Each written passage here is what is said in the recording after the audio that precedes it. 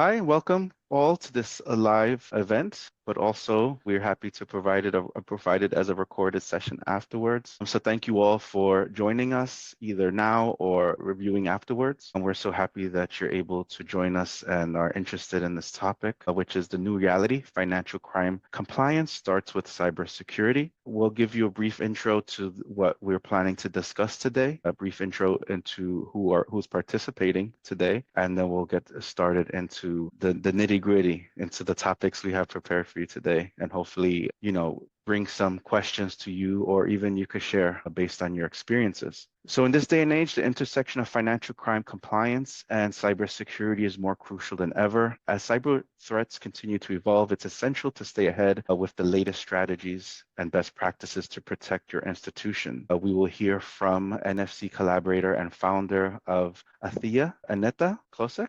So hopefully I Hi. pronounced your company name correctly. She is the head of AI and growth. Oh, and also in addition to Aneta, we are pleased to have the head of AI and growth of Bitline, Ruxandra Prodan. And then myself, if you don't already know who I am today, I'm the founder of NFCP, which is a network for financial crime prevention, Louie Vargas. So welcome all. And yeah, I'd like to open the floor to our wonderful other presenters. So Aneta, I'd like to start with you to give a brief intro of yourself. Yes, of course. Thank you very much. It's always a pleasure to work with you, Louis, and to be presenting with the NFCP. So I have founded Aithea. It's actually pronounced Sorry. Aithea Mission. No worries. It's still very new to me as well, so I'm still making the occasional mistake. But Aithea is essentially the matchmaker between the compliance expert and the technology of tomorrow. Anything that is KI-driven and helps AI-driven, or KI is the German word, sorry, excuse that. Anything that is AI-driven and helps to resolve your compliance issue of tomorrow is in my focus, and it's my mission to connect the compliance experts to the right technology of tomorrow.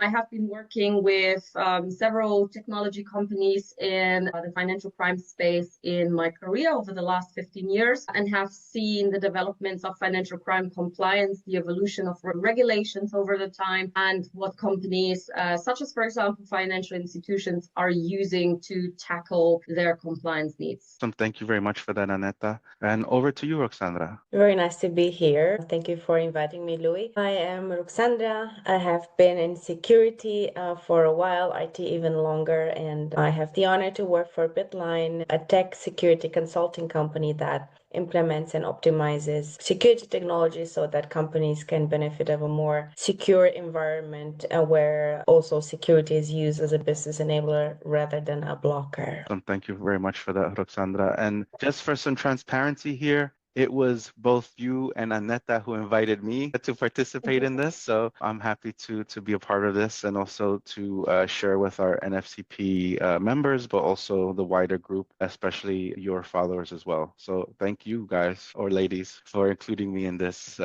this awesome event and discussion. So before we get started, some additional housekeeping. Everything we discuss today is for informational purposes only. Please do not take this as legal advice. If you have any specific questions related to a client or a customer, please raise that internally with your legal and compliance teams. We will try to make time at the end for general questions, but if we do happen to run out of time, we are all happy to take questions offline. So please reach out to us via LinkedIn. We're happy to network and have discussions offline. And also, it could lead to a further opportunities to come to you with a webinar or a recorded session to delve deeper into those questions as we receive them. So we got that out of the way. Very good. And yeah, let's kick off. So I found this during the research when we were talking about doing this event, and I found this kind of quote that I think kind of summarizes the heart of what we're trying to get to today. So it's cybersecurity and financial crime are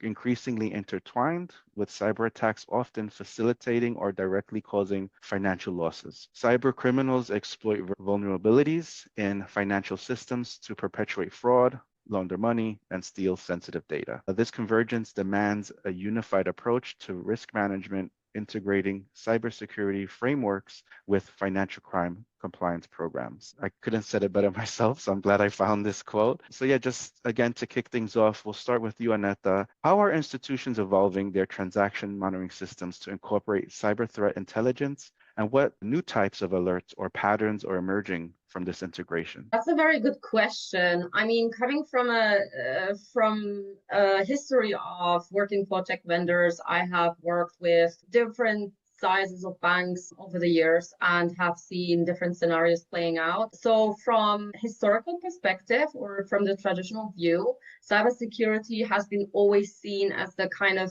first step of operational mitigation when procuring new software that is aiming to tackle compliance requirements, meaning that if a company like a financial institution wants to pursue or procure a new software piece, a new tool, they would usually evaluate that piece of software, that piece of technology also in terms of the safety certificates, security certificates, lots of different ISO standards and so on, and would test it obviously for any security related relevant issues. However, the intelligence itself hasn't been as quite prevalent in the investigation or in the process of addressing financial crime itself. So it was tend to be limited to the infrastructure protection and looking at how the piece of technology is being used within the landscape of IT and whether it would cause any issues from a security perspective, such as data leaks and so on. It was less so, like the typologies from cybercrime were less so used to investigate this. However, there's been recently several studies that have shown that,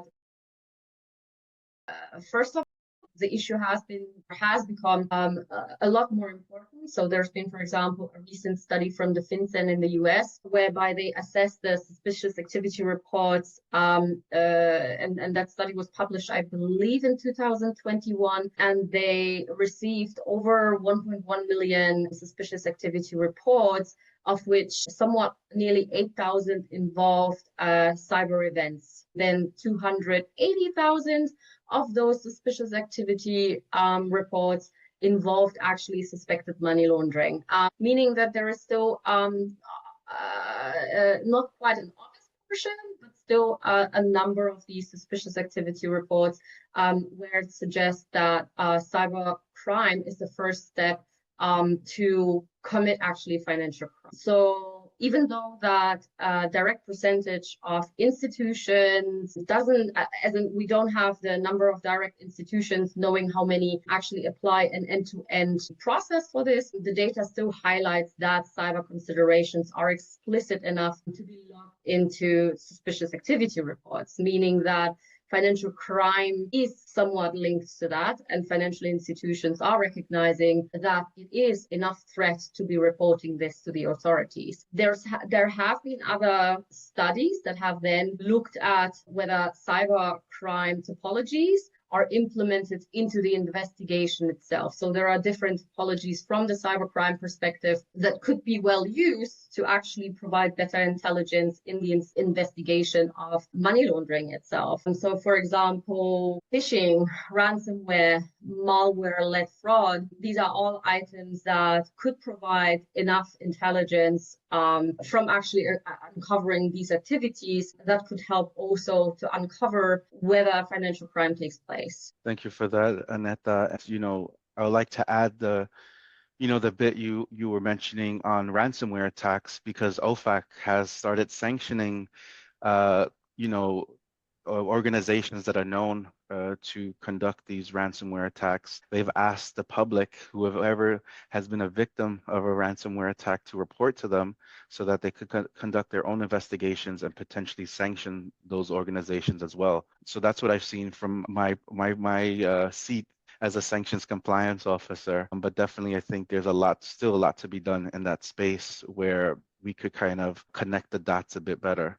And I'm just wondering, Ruxandra, based on your experience, being on the security side, I would say, have you seen any progress in this, and where there has been some discussions between the cyber world and financial crime compliance and trying to get this a bit more right, I guess I would say. I would say so. There has been progress, especially generated by different big four companies who have integrated teams for fraud, for example, that would include teams from forensics as well as the financial crime compliance. And I think this is very important that forensics teams for fraud, for example, work together from both the financial side and the cyber side. Now, we do know that traditionally we're looking at siloed teams and in systems. Unfortunately, this is still a big topic. It even happens just in security where you have risk, you have compliance, you have information security, you have IT security, and people don't often talk to each other, which seems to be the biggest issue and also the biggest catalyst for threat actors to, use perhaps social engineering to get in, because cyber attacks still happen mostly because of human error. And access is stolen. And I would say what worries me even more is that attackers have become more patient. That means they can be perhaps a gap of 6 months from where they managed to get in, but in order not to raise any alerts, they would wait long enough and let's say be discreet in their way in throughout the company so that they don't raise alerts. And that is indeed worrying. As a matter of fact, looking at now the need for these companies to report the cyber attacks in some countries, and also in Switzerland beginning with this year, companies belonging to critical infrastructure, where financial institutions play a big part as well, are obligated to report all of these attacks so that people become more aware, companies become more aware, and also authorities have time to react in time. Now, I would say another big problem that's happening is the noise that SOC Security Operation Center teams have. They're dealing with high volumes, they're dealing with many alerts. So it often takes a while until they actually analyze a cyber attack to see if it's a real threat, and then it takes a while until the forensics teams or the fraud teams are being involved. By the time they will have already maybe done a lot of harm to the company or the people involved. Now, I'm guessing you would have heard about this case where a CEO got tricked into a deep fake voice, because it literally only takes 5 seconds for AI to kind of learn your voice. It's enough if somebody calls you, you pick up the phone and you say hello twice within 5 seconds that they got your voice and then can use it. So a CEO made a transaction or signed a transaction of 20 million. Sorry, an employee signed a 20 million transaction thinking it's the CEO on the phone who's asking them to do so, which is quite worrying, I would say. Yeah, I mean, the deep fakes things, it's definitely worrying. I see things on Instagram, sometimes every day where it's, somebody pretending to be a famous person, saying things, and the technology is getting way, way better, right? Before you could kind of tell it's fake, but now it's like, wait, did they really say that? So it's becoming more and more impossible to tell, the real person from the fake person. And it makes you question reality now. It's really intense. And I guess, Ruxandra, I just want to ask you one question based on your statement that you made. You mentioned a lot of this drive to kind of look at the synergies between cyber crime and financial crime is being pushed by the big four. Why do you think that is? Why you don't think it's not coming from internally? Do you have an opinion on that, on why it's kind of driven from more the consultancy side than internally from the financial industry world? This would really be the ideal case scenario if teams would seamlessly talk to each other to have common purposes. I guess this is a very big conversation on company culture, where in general, security awareness is not one of the hottest topics, which in my opinion should be even addressed by HR, should be part of the onboarding program. Just as first aid classes and courses, we should be having security awareness courses where your password ideally isn't a Ruxi123 exclamation mark. I bet all of us have at some point used this password with your first name, and something very easy to guess. And this is particularly the problem. I'd say, threat actors just use one access which is enough to get into there. As a matter of fact, working with a client in the defense industry who they have attacks every week, but let's say attempts of attacks, but the one that actually worked was from an alleged candidate that would send a link with their CV over LinkedIn and then got to the right email address. The email ended in spam. The HR person still opened it, and then boom, you got yourself, 5 non-operational days of any employee in the company plus, 10 million of ransomware for data and so on and so forth. So financial institutions definitely not only, but them as a critical infrastructure player, especially when we're talking about an average industry of $6 million per costs that incur for a cyber attack. We should be looking at that. Now, to answer your questions more directly, why is this the big four? And some of us are present here, I think, in this webinar right now. I'd say normally they are exposed to different industries, different clients, can tell what works best. So in this case, cybersecurity and financial crime are really deeply connected, and speed is key because time sensitivity can play a role where, for example, access keys are being sold on, there's something called initial access brokers or darknet. You can literally buy these accesses. So now the cyber world has been separated into, different, let's say, complementary services. You don't need to know it all anymore. You can even buy your way in with a stolen password. Just to add something, if I may. I mean, I myself have been in a situation very recently where, very embarrassingly, I had to write a post about it, that I have been approached by the Sheikh of Dubai, or Crown Prince of Dubai. I had a very weak moment as someone who works in the technology sector and is very well familiar with all these techniques. I feel ashamed, but nevertheless, I spotted it quite early to nip it in the bud, but awareness is key. And what I'm trying to say with this is awareness is probably first and foremost where it starts. And the second thing is raising that cultural awareness and build it into your company culture is also a must. It certainly would help if we all would have been educated from the very early ages, from the get-go in schools and so on how to responsibly deal with the digital means and in the digital world. I would also like to add, apart from sharing intelligence across, breaking the silos across the departments, also a few tips and tricks, well, tricks not, but like what kind of tools could be leveraged to do so. Or data that would be leveraged to better, for example, uncover financial crime or investigate better and to incorporate into the investigation of financial crime would be, for example, information such as source IP reputation. Rux, you mentioned dark web, so dark web wallet indicators or URLs that have been used for phishing, information from blockchain analytics, like so many companies use actually blockchain as well. So all these analytics can also help to draw intelligence from it, but also things like behavioral analytics from fraud itself could help to reveal a little bit more information around the financial crime itself. Thank you for those points, Aneta. And just to kind of connect the dots between what both of you were saying is that it's not, I guess it's super important to have these conversations within our sphere, right? Because we're dealing with it, day in and day out. But I think also what we have to recognize is including society in these discussions, because it's about the education. And that's something where in NFCP, we're trying to figure out how do we,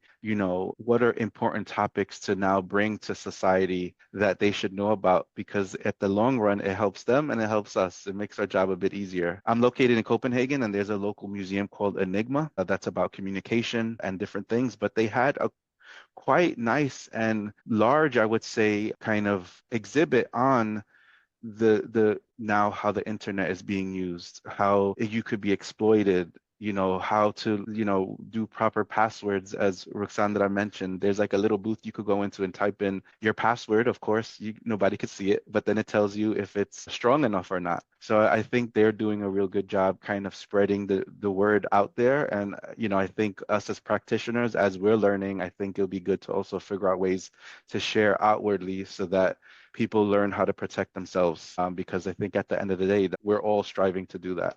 it should start with management, compliance, and security are nowadays topics that should be covered at board level, and from there defining mutual goals for these teams would also mean that they get to communicate with each other, because there is no other way forward but a cross-functional response to fraud or attacks where legal, compliance, security, finance are involved to work together. And there's also something we call an incident response playbook in cybersecurity. It has to do with business continuity and disaster recovery, so that if it happens, everybody knows what to do, right? So on one hand, it's the awareness, and on the other hand, is the very fast detection and response of these topics, as well as, of course, involving the institutions, financial regulators, and whoever needs to know, so that we together as a society, as a community, become stronger against the attackers, especially since the gap is unfortunately only growing between how fast security teams are remediating and increasing their security posture, as opposite to how fast attackers are moving with the help of AI. That in this case works as a double-edged sword. Yeah, I couldn't say it better myself, and I agree that in other parts of the compliance world, we need to come up with kind of like that disaster recovery or the crisis management playbook, because instead of you're left scrambling to figure out who to contact, who to involve, who needs to make decisions, you need to have it documented so that everybody knows. If your manager's not there to kind of lead the discussion, people could go to this document and figure, okay, this is who we communicate with, this is who we share this with, this is what we have to do. Because a lot of times when you're just not prepared when things happen. So Ruxandra, That's surprising. Yep, sorry, go ahead, Aneta, go ahead. That's just surprising to hear, because from a technology perspective, that's the first thing that every RFP includes, right? Like, what's the disaster recovery if one server is down? What is the disaster recovery if your server is flooded, whatever, right? Where are the servers kept? And all of these questions that are being targeted towards technology vendors at some point, and how they manage to keep their services alive, whereas then the internal processes don't seem to have quite as good disaster recovery if things like that happen.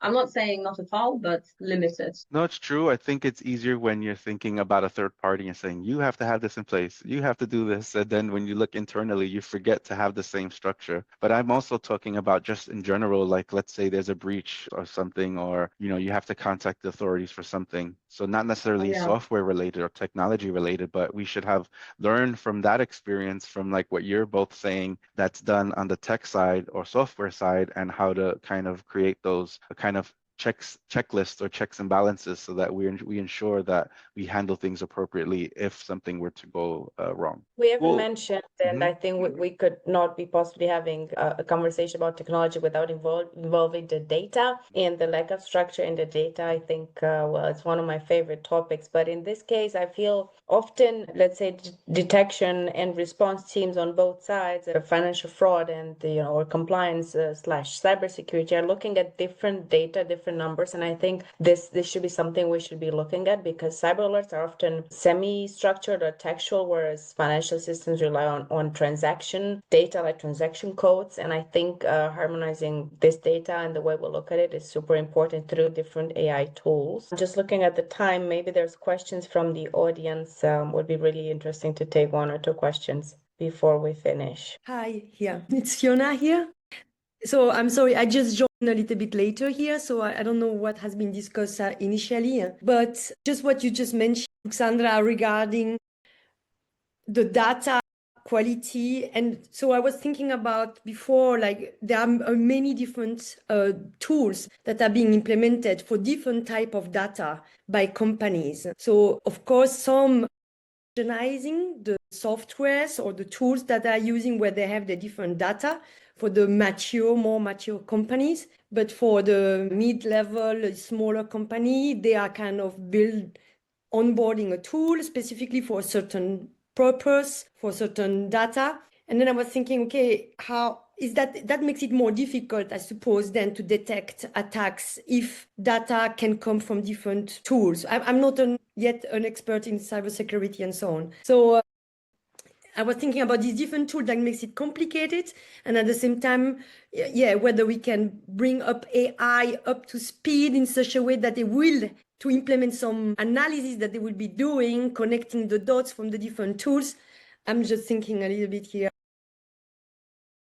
on the fly based on the discussion. Yeah, I guess there's AI for security and security for AI. Now, in terms of how far security tools are with their AI enhancements, I think there's still some way to go yet. I do know there is some very beneficial tools nowadays, especially for, let's say, third-party risk management, since many frauds are happening because of data breach or data loss through third parties, vendors. It can be technology vendors, supply chain partners, and so on and so forth. And I know there have been huge improvements with AI on this side, where you can continuously monitor on a weekly basis instead of maybe like a one per quarter or once per year assessment of your, let's say, vendors or third party, fourth party partners, which means we are able to detect anomalies much faster.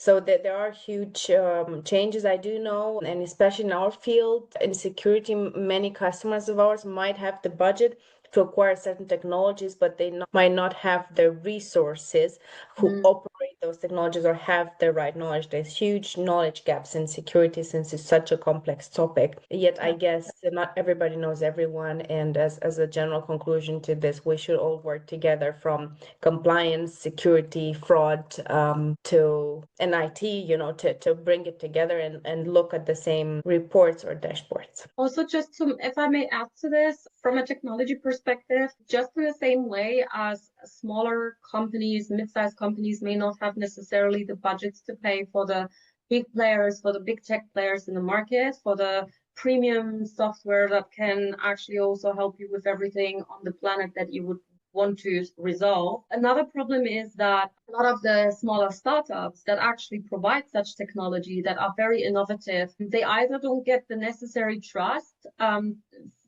to get their solutions bought, or they are simply very unknown to the wider market, right? So that means that smaller companies like yours that may not necessarily have the resources where such a startup could actually appear would not necessarily be matched with such a company. Like I, for example, very well know that there is a company that specializes exactly on that problem that you described, as in to harmonize the data across several tools, to remove duplicates, to analyze the information, and to bring it into a structure and order, especially in the face of data migration from one system to another as companies are scaling up. This is exactly what I took as a mission, to bring exactly companies like yours with technology solutions, because I know the market a lot better, together in the future. Thank you for that question, Fiona. But as we're running out of time, so thank you. I just want to say thank you again to Aneta and Ruxandra for joining us today and participating.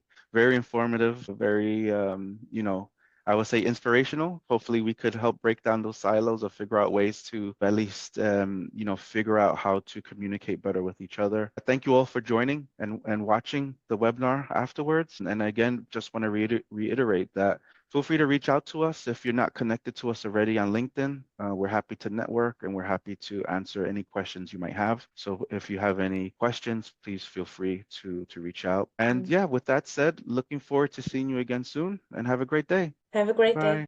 Thank you. Have a great Bye.